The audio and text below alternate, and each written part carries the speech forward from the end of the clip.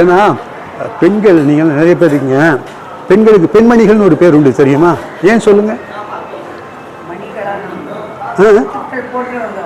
ஆஹா, அடித்தால் ஒலிப்பது மணி, ஆலய மணி, அடிக்காமல் ஒலிப்பது பெண்மணி. இந்த பெண்மணிகள் எப்போதும் ஒலித்துக் கொண்டே இருப்பார்கள். அதனால்தான் பெண்மணிகள் பேர் வச்சாங்க உங்களுக்கு எல்லாம்.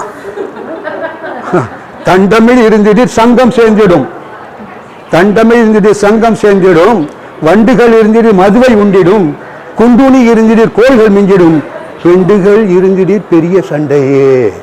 நான் சொல்லலை, என்ன பத்திரமா போக விட்டுடுங்க. ஏன்னா விவேக சிந்தாமணியில் ஒருத்தர் சொல்லியிருக்கிறாரு கவிஞர். ஏன்னா அது போல வாங்க. ஸோ அந்த பெண்மணிகள். அப்ப இங்க நான் சொன்ன துணி இருக்கு பாருங்க, இதுக்கு ஆகாத்னு பேரு. என்ன சொல்றது? ஆகாத். இது என்ன ஆகாத் தெரியுங்களா? பலாகாத். இதை நீங்க படிக்கும் போது உங்களுக்கு பின்னாடி ஞாபகத்து வரும். பலாகாத். ஒரு சொல்லுல பலாகாத், பலாகாத் சொல்றோம், பலாகாத்னு சொல்லுவோம். இந்த பலாகாத்து ஒரு பிரச்சனை. சரி, இப்போ அதெல்லாம் விட்டுடுவோம். இது நான் வந்து ஜென்ரலா நீங்க எந்த லெவல்ல இருக்கீங்கிறத தெரிஞ்சுக்கிறதுக்காக நான் இப்படி சில சென்டென்ஸுகளை சொன்னேன். சரி, இப்போ வருவோம். இப்போ நம்ம வியாக்கரணம் ஆரம்பிக்கணும்.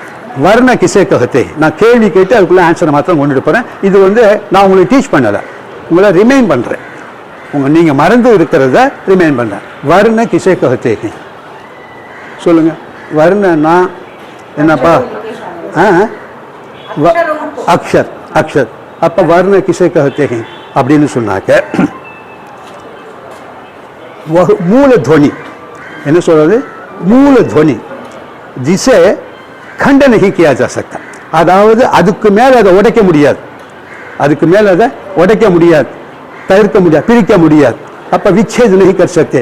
वह मूल ध्वनि, वह मूल ध्वनि जिसे खंडित नहीं किया जा सकता. இப்ப சொல்லுங்க, இது அதுக்கு மேல பண்ண முடியுமா? முடியாது. இப்ப ஆங்கிறோம், ஆங்கிறத பிரிக்க முடியுமா? பிரிக்கலாம். ஆ அப்படின்னா பிரிக்கலாம். எப்படி பிரிக்கலாம்? Plus very good. அப்போ உங்களெல்லாம் என்னம்மா கிளாஸ் எடுக்கிறது? நீங்களும் வந்து எடுத்துலாமா? பாருங்க, இவங்களெல்லாம் வர சொல்லிட்டு ஒரு இது பண்ண, நான் இப்போ எதிர்பார்த்த ஆட்களையே வரலையாம்மா. பிளஸ் இல்லையா? அப்போ நான் உங்களை அப்ரிஷியேட் பண்ணுறேம்மா, தப்பாக நினச்சிக்காதீங்க. சீனியர் சாருக்குன்னு முறையில் எவ்வளோ தெரிஞ்சு வச்சுருக்கீங்க. It must. ஏன்னா அந்த மாதிரி இருக்கணும். அப்போ வந்தால் தான் நம்ம குழந்தைகளுக்கு நம்ம சொல்ல முடியும். நீங்கள் சேர்த்து வைக்கிற பொக்கிஷம், நீங்கள் வளர்த்துக் கொள்கிற ஒவ்வொரு சொல் வளமும் நீங்கள் உங்களுடைய மாணவ மாணவர்களுக்கு தேடி வைக்கிற பொக்கிஷம். அப்படி நினைச்சுக்கணும். நீங்க சுமையா நினைக்க கூடாது. சரி, இப்போ மூல துவனி जिसे खंडित नहीं किया जा सकता उसको हम वर्ण कहते हैं. वर्णना अक्षर தான். वर्णना என்னப்பா? நீங்க என்ன வர்ணம் அப்படின்னு கிராமத்தில் போனா கேட்பா தெரியுமா? கிராமத்துக்கெல்லாம் போனா तुमको नहीं मालूम है, सो तमिलनाडु में गाँव में जाने पर पूछेंगे என்ன வர்ணம் பாருங்க. என்ன வர்ணம்னா என்ன அர்த்தம்? Very good. பார்த்தீங்களா, தெரிஞ்சு வச்சிருக்காங்க. இவங்கெல்லாம் என்ன போல கிராமத்துலேருந்து வந்தவங்க. ஸோ வர்ணனா ஜாதின்னு ஒரு இது உண்டு நமக்கு. சரி, இப்போ வர்ண. இப்போ शब्द किसे कहते हैं? இப்போ வர்ணனா அக்ஷர், அதாவது जिसे हम खंडित नहीं कर सकते उसे वर्ण कहते हैं. अब அடுத்தது शब्द किसे कहते हैं? सार्थक ध्वनि, सार्थक ध्वनियों का समूह, सार्थक ध्वनि समूह இல்லையா? Very good. सार्थकना என்ன அர்த்தம்? With meaning. स प्लस अर्थ प्लस सार्थक. सह अर्थ सहितस्य भावः इति साहित्य. நம்ம சாகித்யம்னு சொல்றோம் இல்லையா? சாகித்யம்னா என்ன அர்த்தம்? சஹிதஸ்ய பாவக இது சாகித்ய. சஹித பாவ் யானே ஹித பாவ், நன்மை செய்யக்கூடியது தான் இலக்கியங்கிறது. ஒரு இலக்கை உடையது இலக்கியம். சஹிதஸ்ய பாவ், நன்மை செய்ய, சமுதாயத்திற்கு நன்மை செய்யக்கூடிய நூல்கள் தான் இலக்கியம். இந்த வேற மாதிரி நூல்கள் தான் இலக்கியம் ஆகாது. ஆக सार्थक सहित शब्द. சரி, இப்போ वाक्य किसे कहते हैं? शब्दों का समूह இல்லையா? அதுல வந்து शब्दों का समूह. लेकिन எப்படிப்பட்ட शब्दों का समूह? सार्थक शब्दों का समूह. सार्थक शब्द. இப்போ நான் सार्थक शब्दों का समूहன்னு சொல்றேன். இப்போ நான் சொல்றேன் राम घर से गोपाल के அப்படின்னு சொல்லி நிறுத்திட்டேன். இப்போ இது சப்தம் தானே, சார்த்தக் சப்தம் தானே இது. ஏன்னா துவனியில வந்து ரெண்டு உண்டு. ஒன்று சார்த்தக் துவனி, இன்னொன்று நிரர்த்தக் துவனி. நிரர்த்தக் துவனி எதை சொல்றோம்? மீனிங்லெஸ். சார்த்தக் துவனினா வித் மீனிங். இது நமக்கு தெரியும். ஓகே. இது வந்து அந்த குழந்தைகளுக்கு நீங்கள் நடத்த ஒரு பாடமாக இருக்காது. இது இப்போ நம்ம நடத்துறது வந்து இது இருக்காது இல்லையா உங்களுக்கு. நீங்கள் இந்த பிராத்தமிக ரச்சனா பிரயோகு இதுதானே நடத்துவீங்க. அதில் வர்றது வந்து எடுத்த உடனே மேஜுகை இயக்கியாக ஓக்கியாக அப்படின்னு தான் ஆரம்பிக்கும் பாடங்கள். அதை பேஸ் பண்ணி தான் நம்ம போவோம். சரி, वर्ण अक्षर नालों रेंडु ओन्नुमा. हिंदी में वर्ण कहिए या अक्षर कहिए, दोनों एक है. यानी अक्षर वर्ण, अक्षर वर्ण, स्वर अक्षर स्वर वर्ण, व्यंजन अक्षर व्यंजन वर्ण, है वर्ण अक्षर रेंडु ओन्नु. इसमें कितने स्वर में कितने वर्ण हैं, स्वर में यानी वो स्वरमाला में वर्णमाला क्रम में कितने वर्ण हैं அப்படின்னு சொல்லுவோம். अर्थ वर्ण में. सो वर्ण अक्षर दोनों एक है. ரெண்டினுடைய பொருள் ஒன்று தான். हिंदी में कहते हैं वर्ण और अक्षर दोनों का अर्थ एक है. वर्ण अक्षर ரெண்டும் ஒரே பொருள் தான். சரி, இப்போ சார்த்தக் वर्गன்னு சொன்னோம் இல்லையா. இப்போ நான் சொன்னேன் ராம் கோபால் கே घर से சொன்னேன். இது शब्दों का समूह தான். ஆனால் இதை வாக்கியம்னு சொல்ல முடியுமா? முடியாது. ஏன் முடியாது? हाँ, दैट इज सार्थक शब्द का समूह जो एक पूर्ण अर्थ देता है. நமக்கு என்ன வேணும்? பூர்ணம் வேணும். பூர்ணம் வேணுமா இல்லையா? கொழுக்கட்டை பண்ணும்போது மாவு மாத்திரம் பிசைஞ்சு வச்சா போதுமா? உள்ள என்ன வைக்க வேண்டியிருக்குது? உங்களுக்கு தெரியாது இல்லையா? கொழுக்கட்டை பண்ணுறது உங்களுக்கு தெரியுமா? அப்படியா? உங்களுக்கு பிரியாணி மட்டும்தானே பண்ண தெரியும். உங்க வீட்டு பிரியாணிக்கு தான் எல்லாம் அடிச்சுக்கிறாங்க. ஏமா கொழுக்கட்டை எல்லாம் பண்ணுவீங்களா? பரவாயில்லையே. ஐயோ பாவமே. ஸோ அந்த உள்ள வைக்கிற பூர்ணம் அதை வச்சாதான் அது பூர்ணமாகும் இல்லையா? அதுக்கு ஒரு பொருள் உண்டு. பூர்ணம்ங்கிற என்னன்னா அது ஆன்மீகத்தில் வேறொரு பொருள், நம்ம அங்கே போக வேண்டாம். ஸோ பூர்ணம். அப்போ पूर्ण अर्थ देना. सार्थक शब्दों का समूह जो पूर्ण अर्थ देता है उसे हम क्या कहते हैं? வாக்கியம். இதுதாம்மா முதல்ல நம்ம போடும்போது சுக்லாம் பிரதனம் விஷ்ணு சசிவர்ணம் ஆரம்பிக்கணும். எங்கேருந்து ஆரம்பிக்கணும்னா வர்ண இல்லையா? அதான் நம்ம தெரிஞ்சுக்கணும். அப்புறம் சப்த, அதுலேருந்து தான் சப்தம், எழுத்துலேருந்து தானே சொல் வருது. சொல் அப்புறம் சொல்லுலேருந்து அப்புறம் என்ன வருது? வாக்கியம். இதை வந்து நான் சொல் லைட்டாக ரெஃப்ரெஷ் பண்ணுறேன். இப்போ வாக்கிய किसे कहते हैं? सार्थक शब्द समूहों को जो पूर्ण अर्थ देता है उसे वाक्य कहते हैं. தெரிந்து போச்சுமா? சரி, இப்போ வர்ணன்னு சொன்ன பார்த்தீங்களா? வர்ண அல்ல अक्षर, उसके कितने भेद हैं? दो भेद हैं. என்னென்ன? स्वर और व्यंजन वर्ण. स्वर और व्यंजन.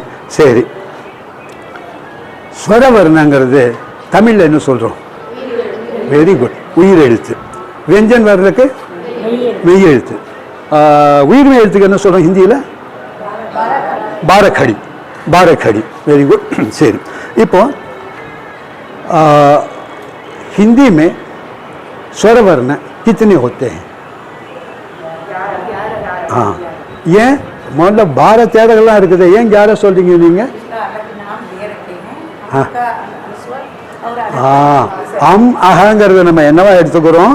அம்முங்கிறத அனுஸ்வாரா எடுத்துக்கிறோம். அகங்கிறத விசர்க்கமா. அப்போ உங்களுக்கு அனுஸ்வாரமும் தெரிஞ்சிருக்கு, விசர்க்கமும் தெரிஞ்சிருக்கு. இது யாருக்கும் சந்தேகம் இல்லைல்ல? அனுஸ்வாரம்னா எதை சொல்றோம் அப்படின்னுட்டு. அனுஸ்வார் நாசல் சவுண்ட் இல்லையா? அம் அக. உங்களுக்கு புரியுதா மாதிரி? அனுஸ்வார் விசர்க புரியுதுங்களா? கடைசியில் ஒரு அம் இருக்கு பார்த்தீங்களா? அ ஆ இ இ உ உ. நம்ம தமிழ்ல சொல்லும் போது அ ஆ இ இ எ ஏ ஐ ஓ ஓ ஔ அக்னு சொல்லுவோம். ஹிந்தியில் சொல்லும் பொழுது அ ஆ இ இ உ உ ரு ஏ ஐ ஓ ஹ. ஏன்யா குறிலே இல்லாமல் எப்படி வச்சிருக்கீங்க आप लोग? हिंदी वाले ह्रस्व नहीं रखते हैं. ये आई वो सब हमको चिल्लाने देते हैं. वे लोग गेहूं खाने वाले हैं. गेहूं का आटा है गूंथने पर खींच जाता है. हम लोग चावल खाने वाले हैं. इडली का आटा जो है स्वयं टूट जाता है. इसलिए ये वो वे लोग ए हई ओ बोलते हैं. यानी सब दो मात्रा वाले हैं. सेठ लोग हैं, हम अवतर वाले. अच्छा, सो स्वर किसे कहते हैं? जिनका उच्चारण स्वतंत्रता से होता है. தெரிஞ்சுங்க. ஸ்வர்னு சொல்லிட்டா, ஸ்வர்னு சொன்னா எதை நம்ம ஸ்வர்னு சொல்றோம்? जिसका जिस वर्ण का उच्चारण स्वतंत्रता से होता, मतलब फ्रीया स्वतंत्रता से होता है. இப்போ அப்படி உதாரணம் முன்னாடியே சொல்லிடுவோம் உங்களுக்கு. அப்புறம் கேள்வி கேட்டது அ இ உ இதெல்லாம் வந்து ஸ்வரவர்ண வரும். இது ஏன் அப்படின்னு சொன்னோம்னா स्वतंत्र रूप से उच्चरित होते हैं.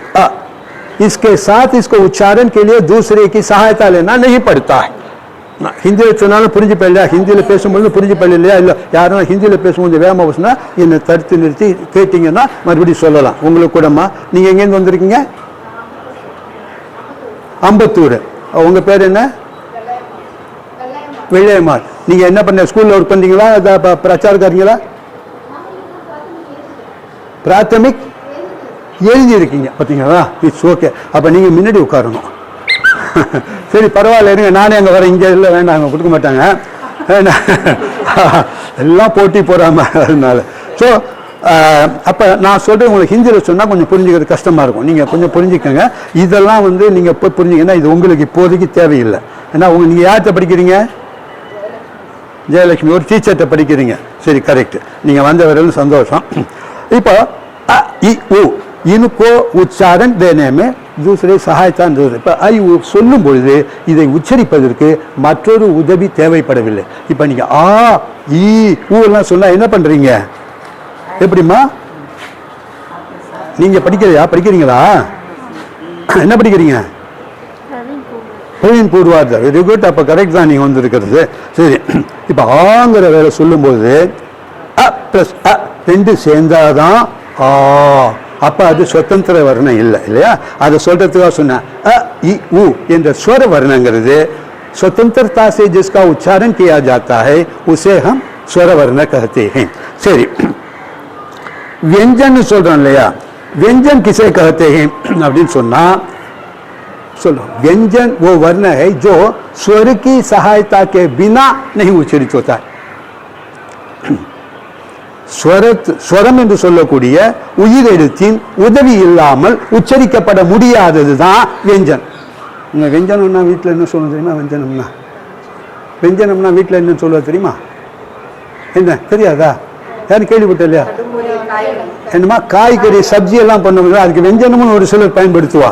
இந்த காய்கறிக்கு சப்ஜி இருக்கு இல்லையா, காய்கறி என்ன காய் பண்ணியிருக்கேன்னு அதுக்கு व्यंजनம்னு சில பேர் பேசுவாங்க. ஒவ்வொருடைய லாங்குவேஜ் எல்லாமே व्यंजनம்னு சொல்லுவாங்க. ஸோ இந்த व्यंजनங்கிறது உயிரெழுத்துடைய உதவி இல்லாமல் உச்சரிக்கப்பட முடியாது. எப்படி? இப்போ உதாரணமா க இது வந்து व्यंजन. இப்போ ஆசே அவுத்தக்கு ஸ்வரவர்ண, அம் அனுஸ்வார், ஆக விசர்க. இது கரெக்ட் தானே? இது ஒன்றும் இல்லை. இப்போ க அடுத்தது காங்கிறது எப்படி வருது?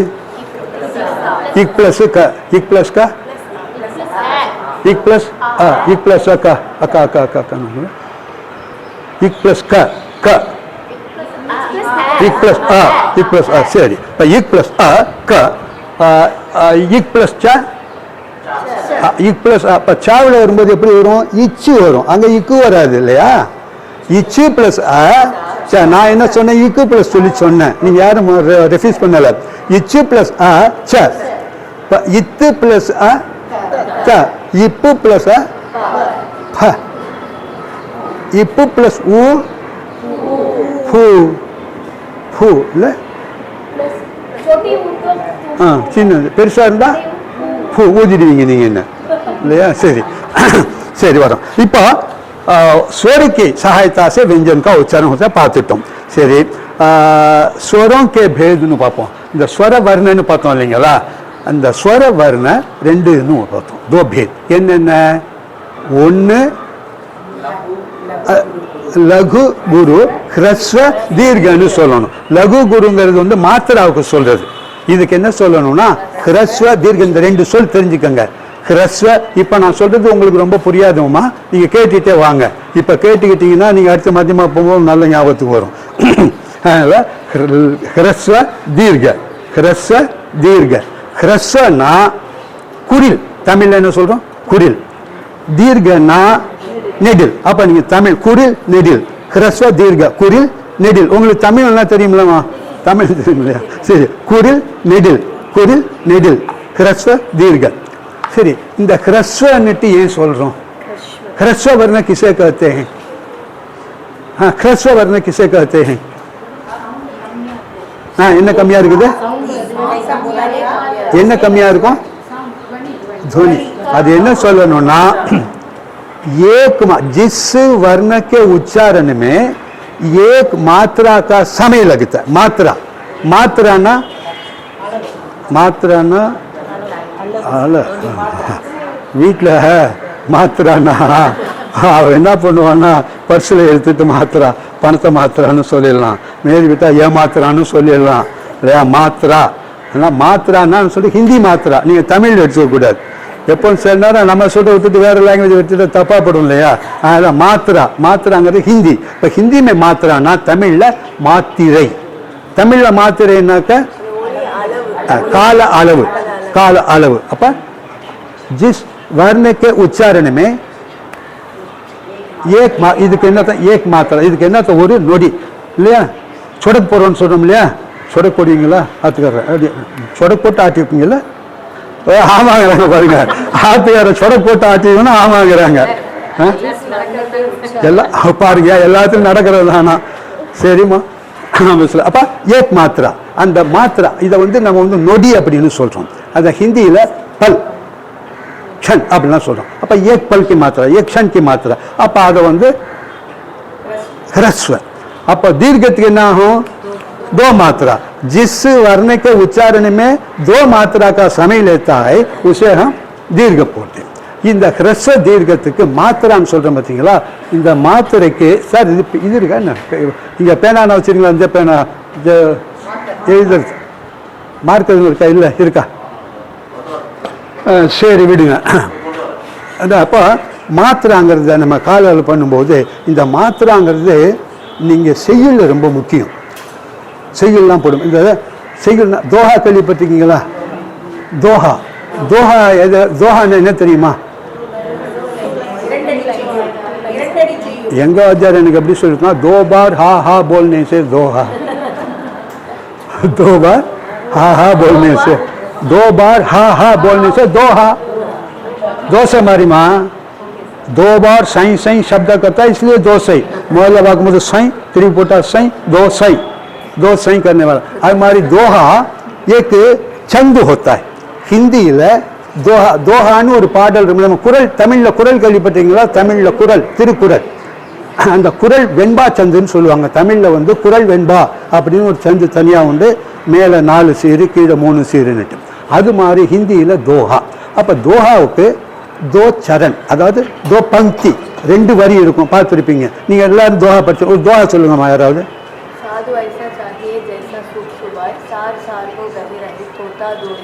थोथा देई उड़ाई थोथा दे उड़ाई देई उड़ाई.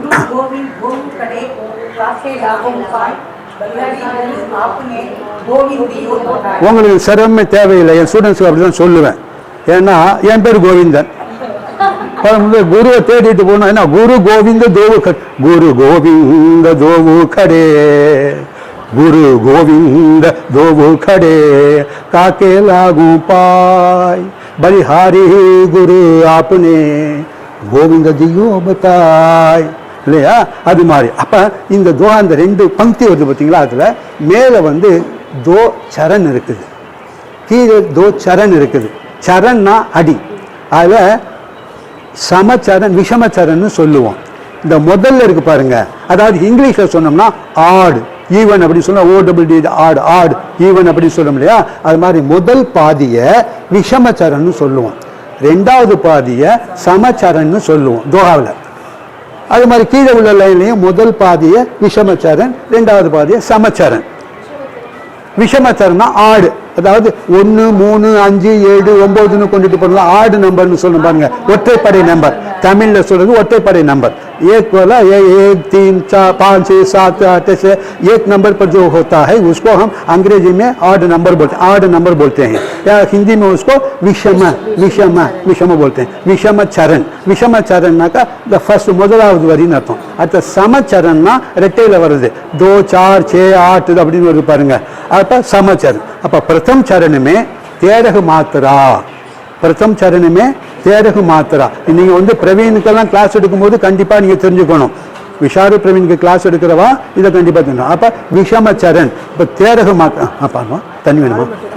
பச்சுமா. அப்ப தேரக மாத்திரா விஷமச்சரன். விஷமச்சரன் ஃபர்ஸ்ட் ஆஃப்ல தேரக மாத்திரா 13 மாத்திரை. சமச்சரனுமே எத்தனை மாத்திரை தெரியுமா? 11 மாத்திரை. Very good, 11 மாத்திராயும். अब आधे हमारी 13, अब पूरी पंक्ति के कुल कितने मात्राएं होती हैं? 24 मात्राएं होती हैं. அந்த லாஸ்ட்ல இது கடைசியில ஒன்று வரக்கூடாதுன்னு சொல்லுவாங்க. என்ன வரக்கூடாது? आदि में இந்த दोहा இப்போ சொல்லிட்டீங்களா 13-11 मात्रा போட்டாச்சு. लेकिन अंत में क्या नहीं आना चाहिए? अंत में गुरु नहीं आना चाहिए. அதாவது தீர்க்க எழுத்து வரக்கூடாது. கடைசியில் வரும்போது சிங்குல், அதாவது ஒரு மாத்திரை உள்ள தான் வரணும். நீங்க எல்லா துகாவும் பாருங்க, ஆய் ஹோய் லால் பால் தேனும் பான் அப்படின்னு வரும்போது கடைசியில் வருது சிங்கிள் மாத்திரை, ஒற்றை மாத்திரை தான் வரும். இது ரொம்ப முக்கியமாக கவனிக்கணும். தோஹாவில் 13 மாத்திரை 11 மாத்திரை, கடைசியில் நெடில் சொல் வரக்கூடாது, குடில் தான் வரணும். அப்புறம் ஆதியில தொடக்கத்தில் ஜகன் நெய் ஆனா சாகிய, ஜகன்னு ஒன்று உண்டு. ஜகன்னா ஐ ஐ ஐ ஜ க ந, அது வந்து மாத்திரைக்கு சொல்றது. ஒன்று போட்டால் ஒரு மாத்திரை, எஸ் மாதிரி போட்டால் 2 மாத்திரை அப்படின்னு வரும். அது நான் உங்களுக்கு அப்புறம் சொல்றேன். இப்போ இது எதுக்கு சொல்ல வந்தால், இந்த மாத்திரைன்னு சொன்ன பாருங்க, இந்த மாத்திரையை சொல்லும் பொழுது இப்படி போடுவோம். இப்படி போட்டாக்கா ஏக் மாத்திரா, அதே எஸ் மாதிரி போட்டாக்கா 2 மாத்திரா அப்படின்னா மாத்திரை. இது தெரிஞ்சுக்கிறதுக்காக சொன்னேன். சரி, அப்போ வந்து உங்களுக்கு லகு கி ஏக் மாத்திரா, குரு கி 2 மாத்திரா.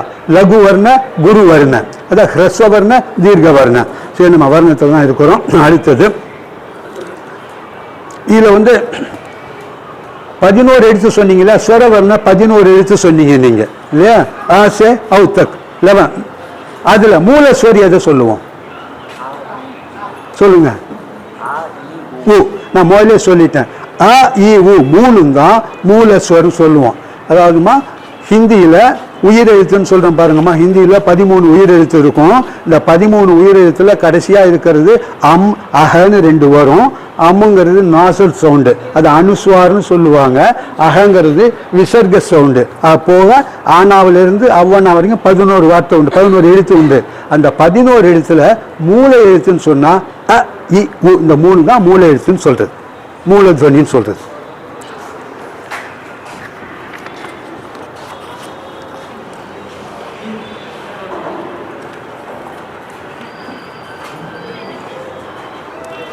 அனுஸ்வாரி வச்சுங்களா? சரி, இப்போ நம்ம இது போதும். வர்ணங்கிறது லெட்டர்ஸ் எப்படின்னாக்கா, எழுத்துன்னா என்ன, எத்தனை வகைப்படும், எந்தெந்த எழுத்துக்கு என்ன மாத்திரைகள். இப்போ வர்ண किसे कहते हैं, वर्ण से शब्द बनता है, शब्द किसे कहते हैं, और शब्द से वाक्य बनता है, वाक्य किसे कहते हैं. तो फिर मूल ध्वनि क्या है, ह्रस्व वर्ण क्या है, दीर्घ वर्ण क्या है, ह्रस्व दीर्घ में क्या फर्क है, मात्रा की क्या फर्क पड़ती है, इनमें स्वर वर्णों में मूल स्वर क्या है. तो ये सब देखे जनरल थिंग्स. இதெல்லாம் வந்து உங்களுக்கு நீங்கள் விஷாரதில் படிக்கும்போது வேணா அந்த கிராமரில் கேள்வி வரும். வர்ண கித்தனை பிரகார் கே விஷாரதில் தான் அப்படி வரும். மத்தியமாலே கேட்குறாங்களா? இந்த மாதிரி இந்த இதெல்லாம் வருதா? ஆ, பரவாயில்லையா? அப்போ சரி, அப்போ நம்ம டீல் பண்ணுற மெத்தட் கரெக்ட் விடுங்க. சரி, இப்போ நம்ம வந்து சக்ஞா, இப்போ 8 பார்ட்ஸ் ஆஃப் ஸ்பீச்னு சொல்லுவோம். நம்ம முதல்ல ஆரம்பித்த மாதிரிமா சக்ஞாக்கு அப்புறம் என்ன சொல்லுவோம்? சர்வநாமமா, சர்வநாமம்,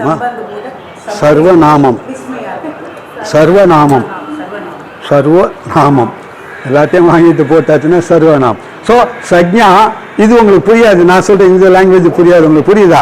இந்த இப்படின்னாக்கா நாமம் போடுறதுமா. எங்களில் 2 கரெக்ட், எங்களில் 2 உண்டு. சிவம் வைஷ்ணவன்னு சொல்கிறதுக்கு இல்லையா?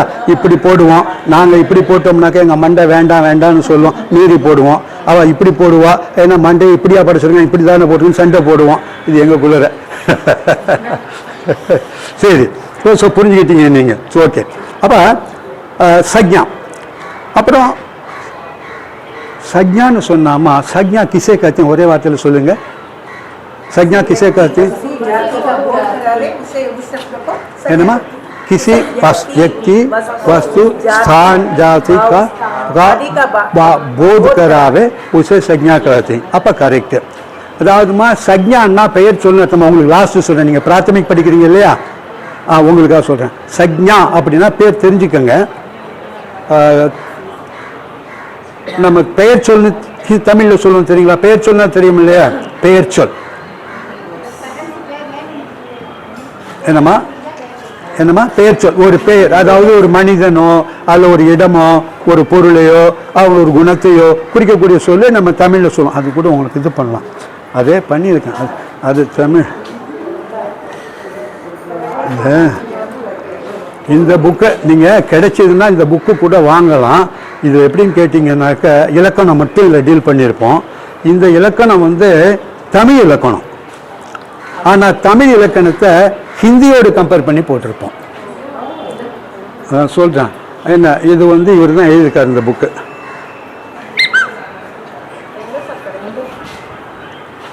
இது அப்புறம் பார்க்கறதுக்கு தரேன், நான் அப்புறம் பார்க்கறதுக்கு தரேன். இல்லை அந்த இப்போ நீங்கள் சொன்ன இந்த டீட்டெயில்ஸ் அப்போ தமிழும் ஹிந்தி ரெண்டும் கம்பேர் பண்ணிட்டு போகிறதுக்கு சௌரியமாக இருக்கும் கம்பேரிஷன் உங்களுக்கு. இப்போ சக்யா கே பேத், இப்போ நம்ம பேர் சொல்லணும் 8 சொல்லணும். சக்யாக்கு அடுத்தது என்ன சொன்னோம்? சர்வநாமுக்கு அப்புறம் விசேஷன், அந்த கண்டினியூட்டியே போவோம். விசேஷனுக்கு அப்புறம் கிரியா, கிரியா எனக்கு நீங்க, அந்திம் கிரியா. அந்திம் கிரியான்னா என்ன தெரியுமா? தெரியுமா? கிரியான்னா வருதுப்பா. அப்புறம் அந்திம்னு ஒரு வேர்டு சேர்த்தோன்னு வச்சுக்க, அதுக்கு பொருளே வேற ஆயினால அந்திம் கிரியா. நம்ம கடைசி கிரியா அப்படின்னு சொன்னேன்னு வச்சுக்க, தமிழ்ல நான் சொல்லி கடைசி கிரியா இதை ஹிந்தியில சொல்லுன்னா என்ன சொல்லுவீங்க? என்ன சொல்லுவீங்க? அந்திம் கிரியா தானே சொல்லுவீங்க. சரி, அது ஒரு வேர்டு தெரிஞ்சுங்கம்மா. நம்ம இதெல்லாம் பாடத்தில் வராத வார்த்தை, எங்கிட்ட வரும்போது அதுதான் முக்கியமான வார்த்தைன்னா, மனிதன் இறந்த பிறகு எங்கே கொண்டுட்டு போகிறோம்? இறந்த பிறகு எங்கே அழைச்சிட்டு போகிறோம்? சும்மா அங்கே எரிக்கும் பொழுது நம்ம ஒன்று பண்ணுவோம். என்ன பண்ணுவோம்? கிரியா. அந்த இது அக்னி வச்சு இது பண்ணோம்ல, அதுக்கு தமிழில் என்ன சொல்கிறது? அது மொத்தம் இறுதி சடங்குமா. அந்த தீப் இதை வச்சு பண்ணுறாங்க இல்லையா? என்ன சொன்னீங்க? கொல்லி வைக்கிறது. இந்த கொல்லி வைக்கிறதுக்கு ஹிந்தியில் என்ன சொல்கிறது? இதுதான் நீங்கள் தெரிஞ்சுக்கணும். இதுமா என்னமா இது வந்துமா நான் சொன்னேன் பாருங்க, நான் சொன்னேன் இல்லையா உங்களுக்கு, நீங்கள் உங்கள் நாலேஜ் டெவலப் பண்ணணுங்கிறது. நான் இப்படி டெவலப் பண்ணிக்கிட்டு இருந்ததுனால தான் என்னால் உயர போக முடிஞ்சது. அப்போ பொதுவான சொற்கள் இது பண்ணிக்கணும். இது யாரும் சொல்ல மாட்டாங்க, உங்களுக்கு யாருக்கும் தெரியாது, சட்டுன்னு தெரியாது. ஏன்னா அது வழக்கில் இல்லை, புத்தகத்தில் வராது இது. அதனால் இந்த கொல்லி வைத்தல் அப்படிங்கன்னா உங்களுக்கு இது தெரியாது.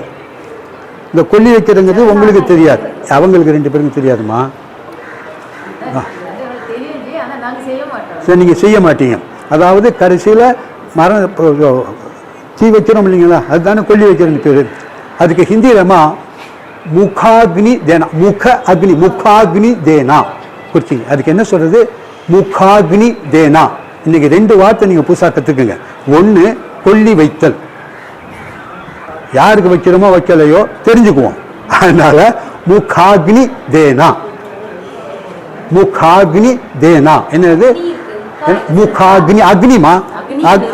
ஆமா, முகம்னா முகம்னு சொல்றேன், அந்த உச்சரிப்புக்காக சொல்றேன்.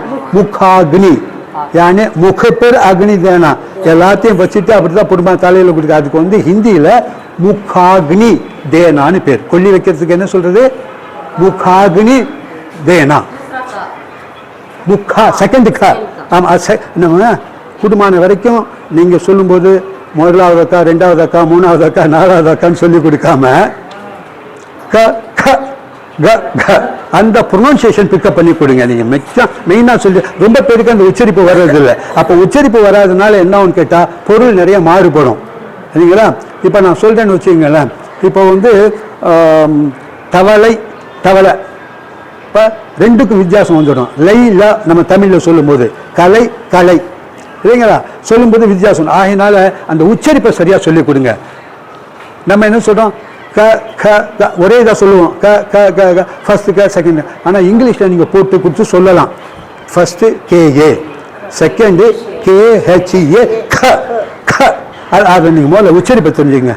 எப்படி சொல்கிறேன்னா க க க க க க க. நம்ம சாதாரணமாக வாயிலுன்னு சொல்கிறது, இது உச்சரிப்பு ரொம்ப அவசியம். நீங்கள் சொல்லுங்கள் க க கங்கும்போது இது அது எப்படி வரும்? இப்போ ச ச ச சொல்லும்போது வாயிலும் சொல்லிடுவோம். ச ச சொல்லும்போது என்ன நினச்சிக்கலாம்? ச அப்படின்னு சொல்றதா நினைச்சுக்கிட்டு ச அப்படிங்கும்போது நம்ம இங்க கையை வைக்கும்போது கையில என்ன பண்ணணும்? காத்து படணும். க ச த த ப க ச த த ப. அது முதல்ல கத்துக்கிறப்ப தான் அது பிரச்சனை. அப்புறம் கத்துட்டு பல